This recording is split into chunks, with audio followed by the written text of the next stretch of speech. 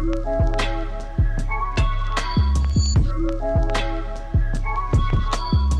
some noise for Pusha T and Steven Victor.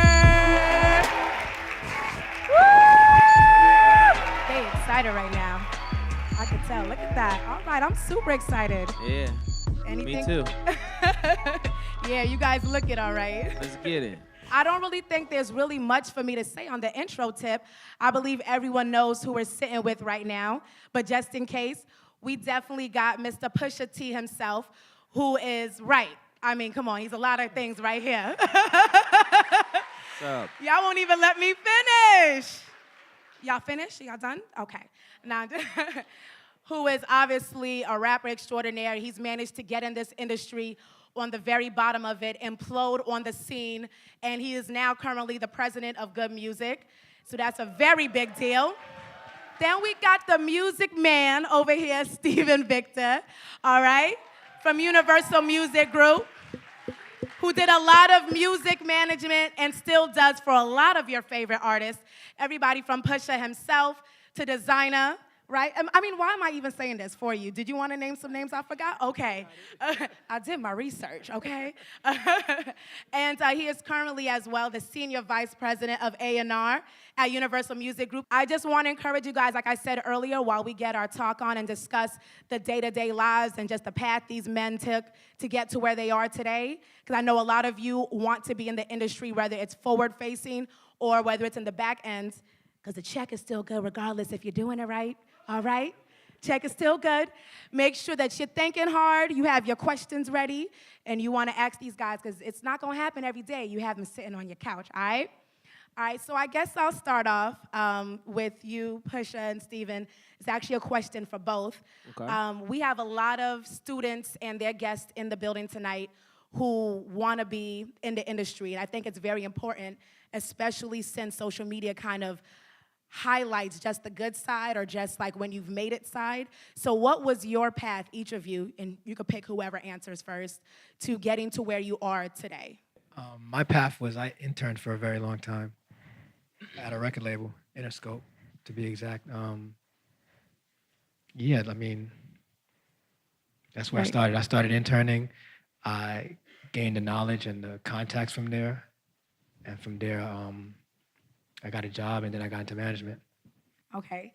Now, what's the importance, though, of interning? Because I think a lot of times when people hear doing anything for free, it's kind of discouraging, but sometimes you have to work for opportunity. It's more about like opportunity, taking advantage of opportunities. Mm-hmm. So at the time when I was coming up, like interning was the only way. Like now it's different because the internet's making everything so accessible. So I think that's why a lot of people don't want to do anything for free.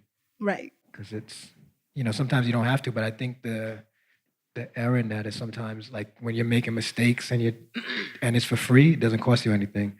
To add to that, though, you know, I'd like to say that the assistant who used to work for Star Trek Records, her name was Nicole Planton, or is Nicole Planton. She noticed Steven's work ethic and put me on to Steven. And eventually, you know, that started with him, you know, being publicist for the clips, to manager of the clips, to managing me today. So, like, interning, like, everybody's watching. I think that needs to be highlighted a lot, because she definitely was, like, you know, really co-signing and championing this guy. Just as, you know, just as far as, like, you know, him having his hand on the pulse of what's hot, him knowing, you know, the avenues and lanes I should be in, and, you know, just speaking to how he was in tune with the culture and where I needed to be at. Now, I read in different spaces, for the most part, both of you kind of always knew that you wanted to have your foot in this space being the industry. I read that you kind of knew since high school. Not since high school, maybe since college, but to kind of touch on what Pusha said about Nicole, it wasn't that she noticed me. I was, you know, I guess bothering her for like weeks and weeks and weeks. Like, yo, you got it, because I knew she worked at Star Trek. So, but bothering her helped get you noticed. Nah, listen, of course, because it's not just bothering her. You know, like he said, I was on the post. I was doing a good job for the things that I was doing. So Nice. you have to be proactive also. So it's not just, okay, I have an opportunity. I'm just going to like sit here and be reactive and kind of do things as they come to me. You have to kind of go to it. You know what I mean? No, definitely. And that's another thing, too. Like you said, you have to be proactive and not be afraid to be persistent. I think that's another fear a lot of, younger people have growing up now. I think everyone's scared to look like they need something, but when you're an intern, you are needy. You need and want to get to the next level. So do you want to touch a little bit on the importance of not being afraid to have your persistence mistaken for anything else but that? Yeah, I think that's the problem with social media. Everybody wants to like appear to be something that they're not, right? Right. So there's like a lot of in my opinion, like error with that. Like Right. people just on Instagram or on social media and like Looking you said, flawless. looking flawless. Everybody's flawless. Yeah, no one makes mistakes. I guess it's actually pretty good then that you guys came from the era in which you came with, because while you did still come from an era of like being in front, obviously you being an intern from like very young, you being successful since a very young age, but social media kind of like heightens it to a whole new level. So yeah. Now, speaking of your path and whatnot and getting to this point that you're at, what were some of the obstacles that you feel personally you had to overcome? You know, my whole career has been a roller coaster ride.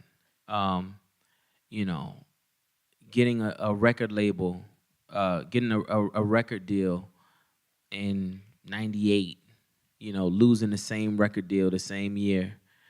You know, coming back with a hit record in 2002, platinum album 2002, only to go on hiatus for 4 years till 2006 with like a critically acclaimed, double XL rated album. Right. Hell Hath No Don't Fury. just say that so lightly. That's a big deal. I mean, yeah, but like, at the same time, I was going crazy because it wasn't as successful as the first album. Okay. And Right. then switching labels. How many labels?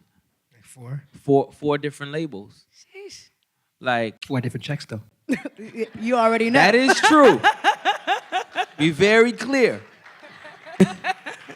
But I mean, it's scary. I mean, just being all the way honest with you, like 4 different labels, it's scary, man. It's scary, and you don't really know. You're not being necessarily understood by these labels all the time, and just riding that whole wave was pretty chaotic.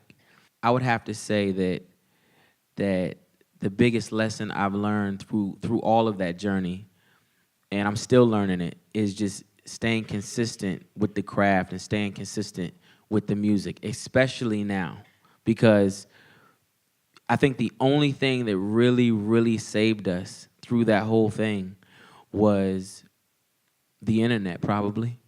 Right. It was Right. the internet, and it was the We Got It for Cheap mixtape series, and it was like the start of like when I first noticed the range of the internet and Right. what was going on, and I remember like doing mixtapes and was highly upset with the DJ. The DJ was Clinton Sparks, right, at the time. So I was highly upset with this DJ because I'm seeing my mixtape on like Fader and websites like Fader and all other things, but I couldn't go and get my mixtape out in the street where I'm used to buying my mixtapes at. Like I couldn't go to like Norfolk State University where I lived at and go pick up Re-Up Gang We Got It for Cheap mixtape, and I thought we were failing because of that. When in all actuality, we were just sort of first on the wave that's now the only way we get it is through Spinrilla and my mixtapes, and that's how we get it today. Right. But I was out of my mind. I was going crazy. Like I was blacking out. No. Oh, yes, totally. Like I'm like, what? We put everything into these freestyles and so on and so forth. Right. But at the same time, we were doing festival shows, and because of the internet, doing festival shows, we were the novelty, hip hop group. We were the internet's hip hop group. We were, man, we had a fan club called the Clipsters. They were hipster, you know, Clips fans. Whoa, And how I many mean, you know, Clips it was fans? just great. It was just great to go into, you know, come into Nice. the knitting factory or whatever and see everybody in there dressed in Bape from head to toe. And, you know, they were dressed in Bape and they were pointing at us. They were like, man, you got on the, you know, the one of one, whatever, general jacket. And at the time, I was just like, man, you know, I was just getting these boxes of like Bape clothes at my door for no reason because this guy in Japan just happened to like our music. But, you know, I noticed that like kids were in tune when I would like, you know, from the internet, the kids were in tune to everything we were doing. And that's when I noticed like, wait a minute, this is something different. Some artists that kind of come from an era where just the internet wasn't their main platform of success, they have a disconnect with using it accordingly to, you know, whether it's revive their career or keep their career relevant, there's a disconnect there. So maybe both of you guys can answer this. What were some things that you noticed you had to do to use the internet the right way and utilize it? And what were some things that you know artists have to do to get the best out of the internet and social media? I don't know. I think it varies from artist to artist. It doesn't necessarily. The internet is tricky because, you know, it's not Right. It doesn't tell the truth. Like, it's some artists are not on the internet as big as other artists, but Right. you know, I think it varies from artist to artist. Like, you have to figure out where your fan base is at. You know, Right. obviously nowadays, like the easiest place you can find music is the internet, but I don't know, man. Some people don't have huge social media followings. Like, I don't think J. Cole's on the internet on social media, but Right. Huge following, Yeah. either way. Right. Yeah. Yeah, pretty much. Well, I mean, but like you said, well, for example, even if you have a large following, you could use the internet, and if you don't use it the right way, let's say a project that you have, it could be anticlimactic if you drop it a certain way or don't have it in the right outlet, or let's say you drop it and it just so happens 3 other things are dropping that day. So like, what are some things that you would advise people when it comes to the internet? It's not just basically the strategy. Do you feel there's a I think the strategy music just behind has to it? be good. If the music's not good, it Straight up. doesn't matter. The music has to be good. You know, because kids pop up every day, and you know, you don't know where they're populating from, but the music is good, and people are like, oh, this is hot. Right. So if the music's not good, it doesn't matter what you do. It doesn't matter what your marketing strategy is. And the kids find the heat kids all find the time. Word. Yeah, no, definitely. Shout out to the fans keeping an ear out for new Family, music. never fans, always Right. family. Always family, right. Always Shout out to family. Always family. Keeping the culture alive. Yeah. All right. Well, speaking of good music, no pun intended. Yeah. I read recently when you were saying you kind of feel like you carved out your own lane and your own moniker of being the superhero of hip hop and rap. Yeah. Can you explain that a little bit? Well, basically, I just feel like, you know, I'm from a lyric-driven era in hip-hop. I'm from the time where lyrics counted so much. And I feel like now music is more about a vibe, which is just as good because you can feel the passion in the vibe as well. But, you know, what it is that I do, I feel like, you know, it's special. And then, you know, next to the production and the production house that I'm in right now, it's really a whole nother lane. Like I've never made like radio records and things of that nature. I've never done things like that. It's always just been about making what I feel, being lyric driven, but being over top of production that was, you know, sort of a disruption to radio or a disruption to everything else that's going on. When people hear Pusha T songs, 9 times out of 10, it's probably over a beat that they wouldn't necessarily pick to rhyme over. Or couldn't rhyme on. Yeah, or could rhyme on. But, you know, but they, you know, it's, and I've, you know, come to embrace that and just like, man, this is what I'm going to do. And, you know, we just got to get a little bit savvy on the marketing and so on and so forth. But, you know, I like my lane. I love it, just where it is right here. Absolutely. Everybody should like their lane. Stay in it. Well, you are obviously managing and overseeing a lot of different genres and types of music and artists and styles. So whereas for Pusha, being lyric driven is the only option for him because he's just naturally gifted and talented like that. For you, you have some artists that are more like production driven. So how are you able to measure basically the level of success even before it hits the public? What is it about your ear and your mind? Because I also read, all right, because I read a lot, when you were saying for you it's a gut instinct. I think that I have to like it, so it's a taste thing, right? So like if I find an artist, if I don't like the music, whether it's good, bad, whether I think it's going to be successful or not successful, if I don't like it, I won't know what to do with it. You know, I think that part of the reason why I was able to like even get in front of Pusha and his brother was because I was such a fan of the music. So because I was such a fan of their music, I always had ideas about what could be better, what they could do, this, that, and the third. It just, because I had a passion for their music. So I feel like if I don't have a passion for an artist's music, it's not gonna go anywhere, at least for me, Okay, well that makes sense. So. You must have a very broad palette. I do. You definitely manage a lot of sounds and music. Man, you should see, if you just follow his Instagram, right? Check out his stories. It goes from Cameron to Pat Benatar to no, come on, you got the classical. Donna Summer. Yeah. Yes. No, it's wild. Like it Yes, be Donna. so wild. Like, Right. and I'd be like, why are you playing this and why are you just filming this? Listen, you gotta, it's like Cameron, it's TK, it's Pat Benatar, Donna Summer. I think a lot of people in here tonight also want to kind of get down to like walking us through your day to day because again, like I said, social media will project to you whether you're at the event or whether you're doing this dope thing or whatever, but they're not going to project to you most times the work. So Push, I read that you like, I've been waking up at 6 a.m. since forever. So how important is being early for you?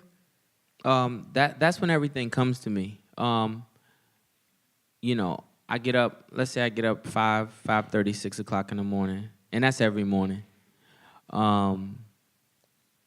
Workout, shower, do all of that. By 9 o'clock, I'm on the phone chasing him down, chasing anybody that I need to speak to down in the business.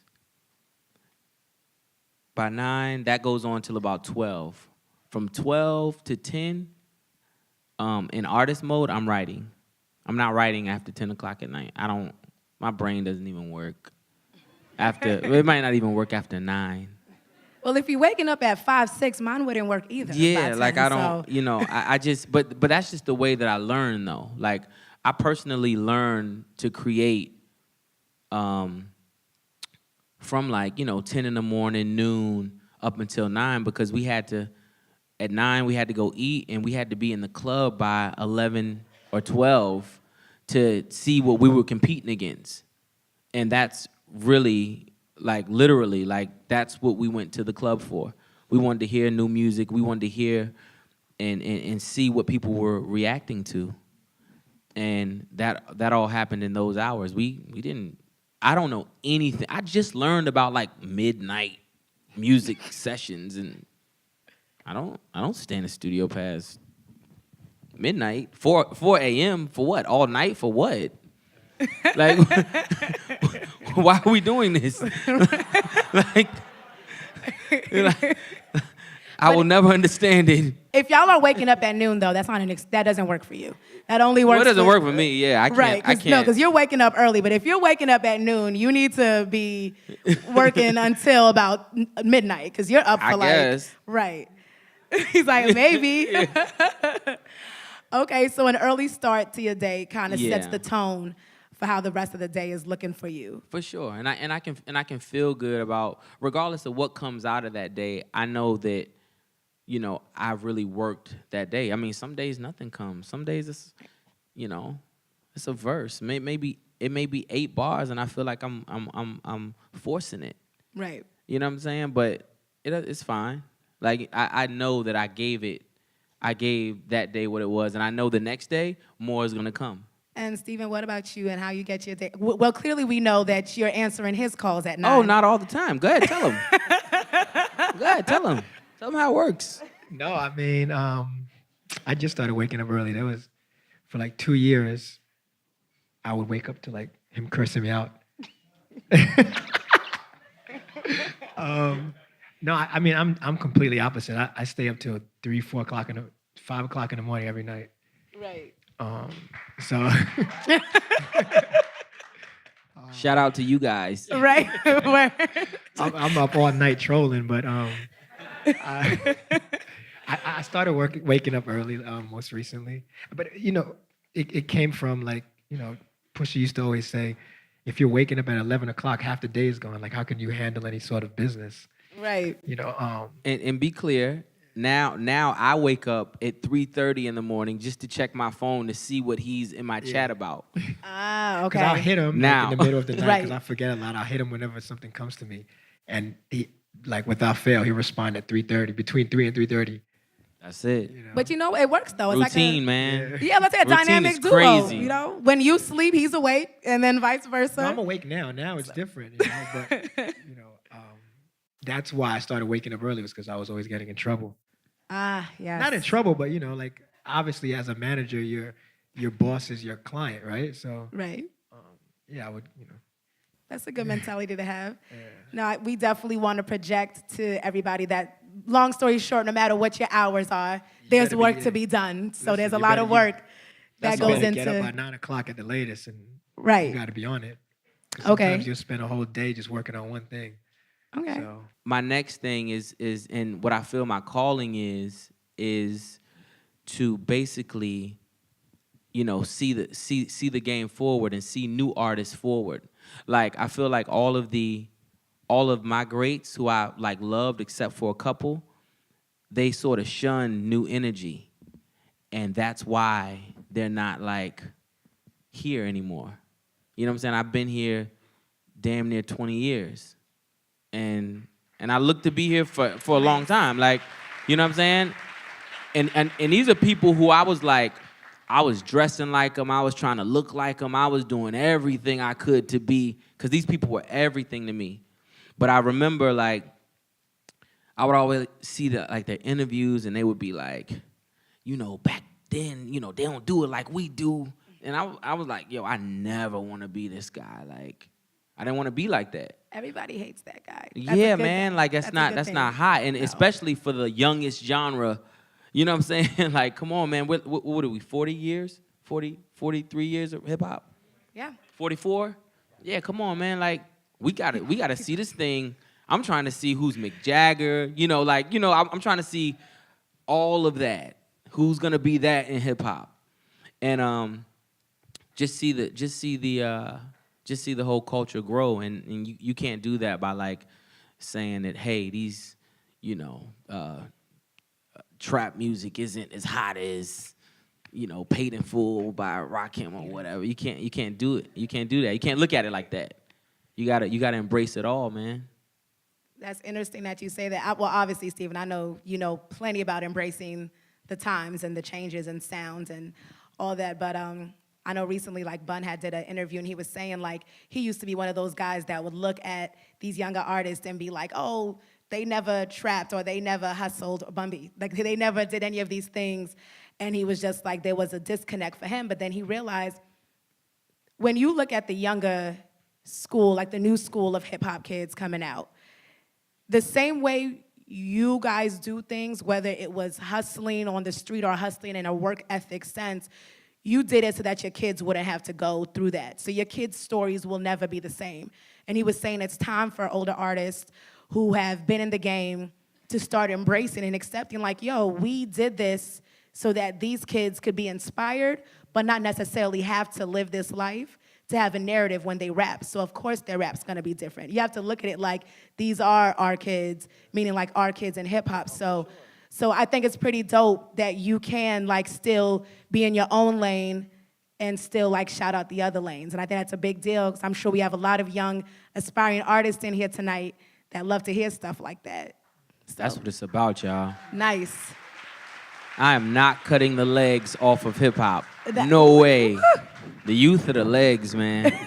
The youth of the legs. I'm Yeah. not cutting the legs off at all. Believe that. Definitely. Like you gotta stay outside. Like, and that's the like the simplest way I can translate it. It's like, man, I'm still outside. I'm still going outside. I'm still trying to go out and find that energy. I'm still going to the club. I'm still seeing, you know, how, you know, you guys are even reacting to the music. Like, man, you know, you can't just, you have to be in it, period. Like, I love it so much that I'm like, I want to be in it in every aspect. Like, you right, it's just not about money. Like, it's really not. Like, this is, I don't know what I would do without it.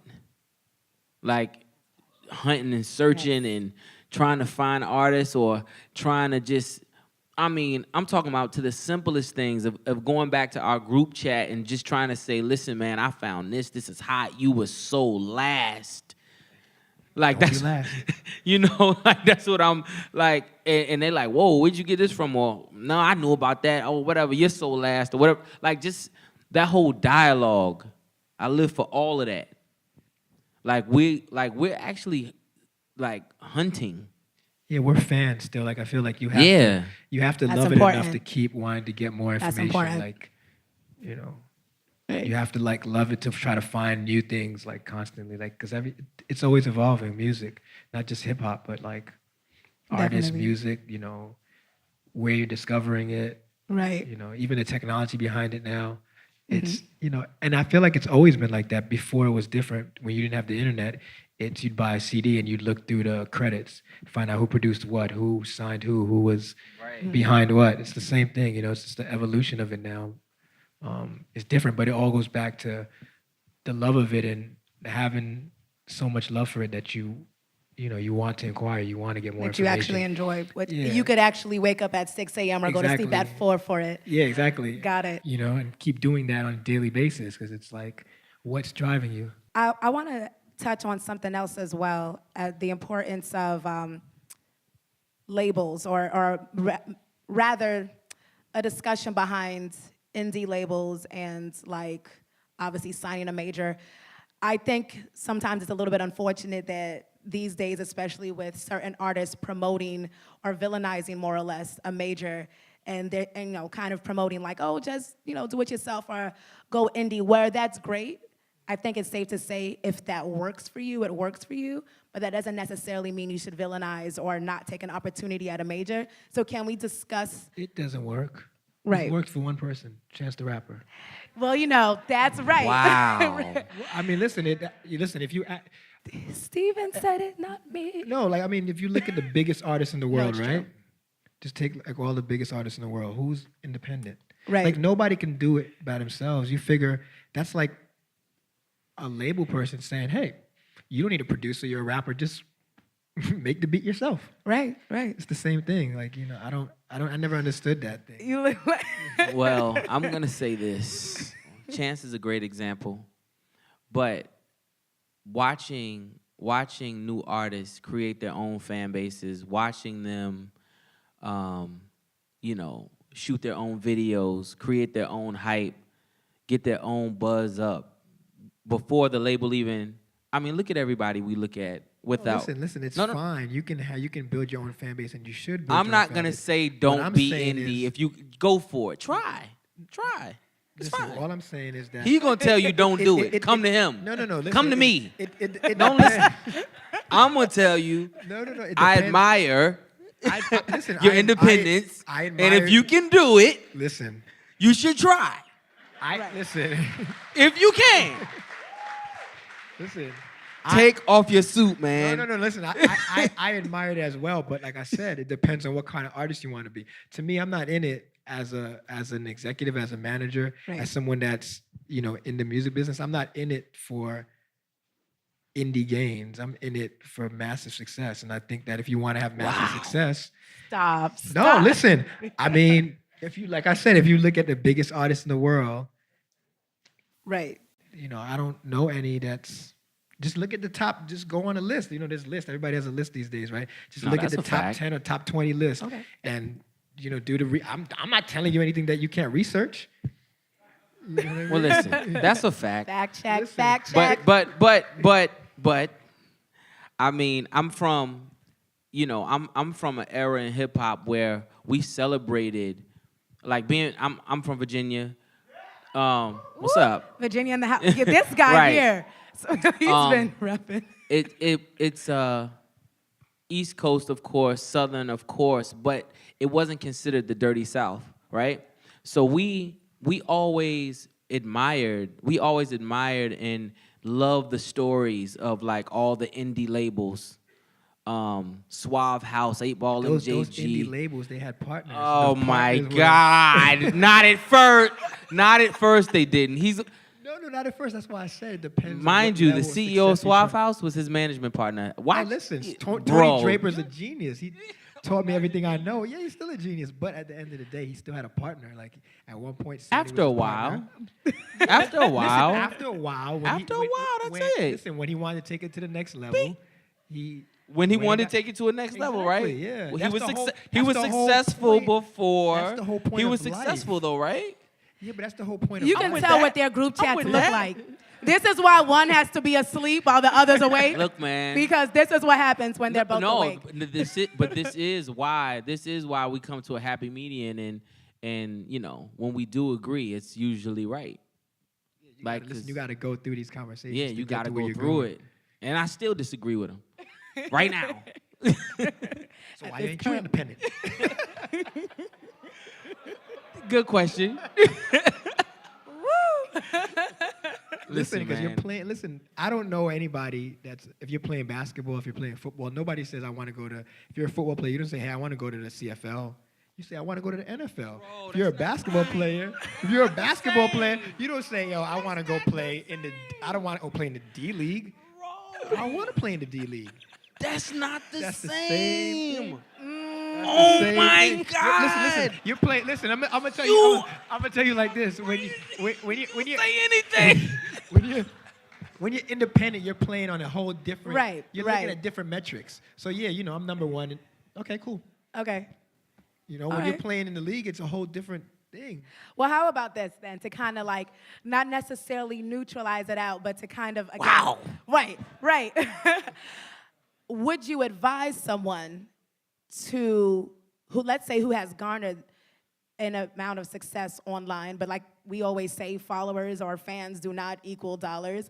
Would you advise them to go against signing with a major who might have the backing? No, I would say get you a smart manager and a smart lawyer and get yourself a good deal. That resembles what? That might resemble That resembles an what? independent deal. Right. That's what I would say. But listen, that you're still signed to a major corporation. Okay. So don't like it's he's over here trying to smoke and mirror you. No. Don't let him do that. You don't want you to have competition. Wow. As an artist, you have to do things on your own. You have to be independent, but up to a certain point, because a major record label can't get you any fans. They can't get you a fan base. They can't do the work for you. I'm saying that when it's time, once you've done all those things on your own, and when you've done those things on your own, you're able to negotiate a better deal for yourself. That, like I said, might resemble an independent More deal. leverage. But yeah, so you have to do the work and you have to do it independent up to a certain point. But if you're trying to take it to the next level, you need certain help that you're not gonna be able to do on your own. Okay. Facts. I'm about to open up the floor for questions. What's up, Push? I'm a self-produced artist and filmmaker, and big fan of your work, specifically your last project, where you had the short film to go along with it. So I wanted to know, like, from your perspective as being an artist and being a producer, being in the studio and creating your work, what do you think, like, forward thinking is in music and, like, the way we consume Good media? question. You know what I mean? Like, yeah. Well, we're at the point now where we're doing like think tanks, man. Trying to do the marketing on my new album. And you mentioned the short film, and it's like, we were even gonna revisit that, and I got to back out of it because I'm like, man, I feel like this has been done. I feel like I was taking that from Streets is Watching back in the day. I feel like, you know, it's something that's overdone. But at this point, we're getting a room of people together and really, really, really trying to hash out what the marketing is and trying to cater to the way, all the different ways people are consuming music. I mean, you can get it so many ways, man. It's tough for me personally. That's when I have to, like, when I really back out of it. I personally back out of it because I'm like, damn, man, I don't even know if my mind is built for that. I'm not built for everything, you know? And I think it's you know, sometimes you have to know that yourself too. And be like, man, you got to get somebody who's smarter than you. You got to get plenty of people who are smarter than you in the room or think differently than you, who going to argue with you. You know what I'm saying? So you can find those ideas. I don't know. What do you think about music consumption? I think the same thing. I think you gotta. There's just so many different places you can consume music, whether it's like from a film, whether it's just listening to music the traditional way. I think there's no wrong answer. Like nowadays, it's really whatever you want to do creatively. You know what I'm saying? There's like so many different outlets to get, you know, your ideas across. Word. So. I appreciate that, man. You know. All right, so my name's Arif. Actually, you know what? For the purposes, since we're here, I'm Reef Rock. That's my artist name, whatever. I do my own beats, videos, album covers, everything. Right. So I've been trying to promote myself. I've got ripped off for a lot of beats and stuff. I mean, I've won all the cases and everything. But I saw this thing on Magic City, and so now look. All right. Now the real question, and so I've seen this thing on Magic City. I'm just looking into like self-promotion and everything. You can pay $600 to have your song played for a certain hour in a slot. And Mr. Victor, I feel like you would know about this since you're an A&R. Is that just a way to like take people's money and weed them out? Because I'm a college student. It's definitely a way to take someone's money. Don't. All right, don't do that then. No. All right, thanks. I appreciate you, man. Yeah. Chuck. Hi, my name's Yomi, and I have a question for Pusha. So most presidents have started off as managers or producers like your predecessor, Che Pope. So I was wondering how you feel your rap career gives you a different edge. Do you think it's valuable for artists to be running the game? And for those who are studying the business, do you think it's valuable for them to learn the ins and outs of production?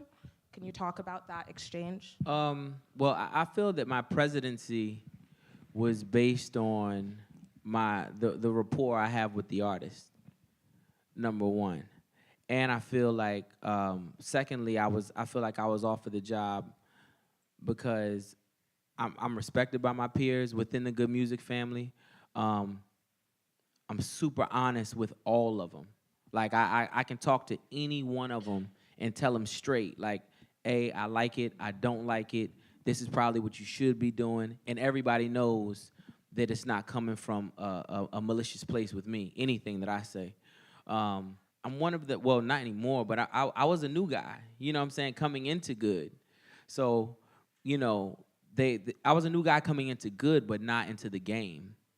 And I feel like, you know, that Ye also respects my opinionated nature, man. And just the fact that I can articulate with all of them. Oh, nice. and I'm sorry, and no, production, you asked about production.